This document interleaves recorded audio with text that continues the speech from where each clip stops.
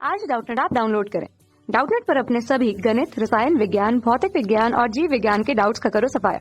बस प्रश्न की फोटो खींचो, एक ही प्रश्न को क्रॉप करो और तुरंत वीडियो सोल्यूशन पाओ। अभी डाउनलोड करें। नमस्कार दोस्तों, दिया गया प्रश्न है, एक असमान विद्युत क्षेत्र में एक विद्युत द्विध्रुव मुक्त है।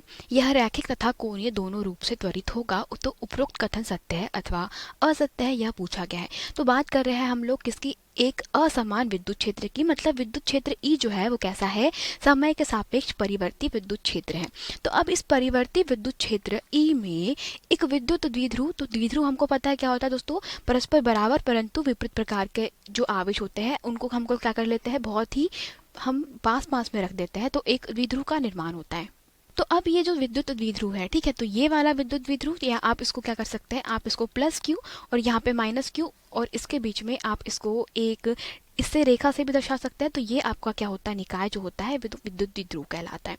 तो अब ये जो विद्युत द्विध्रुव प्राप्त हुआ है, तो अगर आप परिवर्ती विद्युत क्षेत्र मतलब समय सापेक्ष परिवर्ती विद्युत क्षेत्र ई में रखते हैं, तो होता क्या है कि विद्युत क्षेत्र ई में परिवर्तन के कारण ये जो विद्युत क्षेत्र मतलब विद्युत द्विध्रुव है, विद्युत क्षेत्र ई में क्या होता है, इनके ऊपर एक बल आरोपित होता है, F is equal to q E.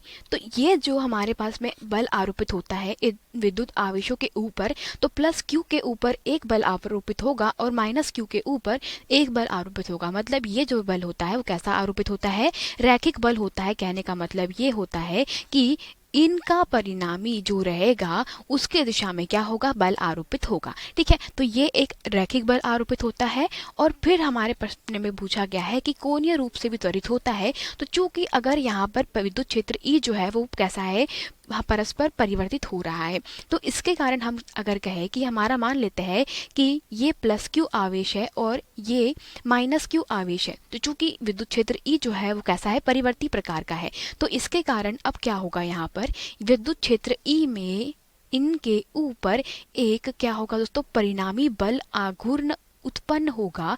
तो ये जो बल आघूर्ण होगा, या आप इसको क्या कह सकते हैं, टाउ भी कहते हैं। तो ये क्या होता है, टाउ यहाँ पर आरोपित होगा, जो विद्युत क्षेत्र के इसको क्या करेगा, परस्पर समांतर करने का प्रयास करेगा। परंतु होता क्या है यहाँ पर कि विद्युत क्षेत्र ई जो है वो कैसा है, परिवर्ती प्रकार का है।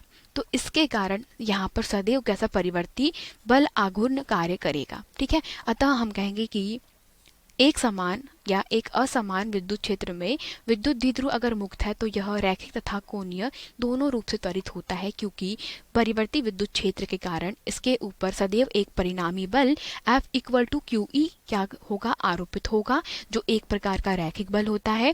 और साथ ही साथ इसके ऊपर, इस निकाय के ऊपर क्या होगा, एक परिणामी बल आघूर्ण भी क्या होगा, इस पे आरोपित होगा, जो विद्युत क्षेत्र के इसको समांतर करने का प्रयास करेगा।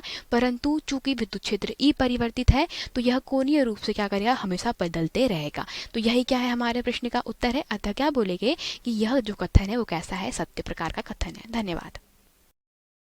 कक्षा 6 से 12वीं से लेकर नीट, IIT, JEE वो एडवांस के लेवल तक 1 करोड़ से ज्यादा छात्रों का भरोसा। आज ही डाउनलोड करें डाउटनेट ऐप या व्हाट्सएप करें अपने सारे डाउट्स 8400 400 400 पर।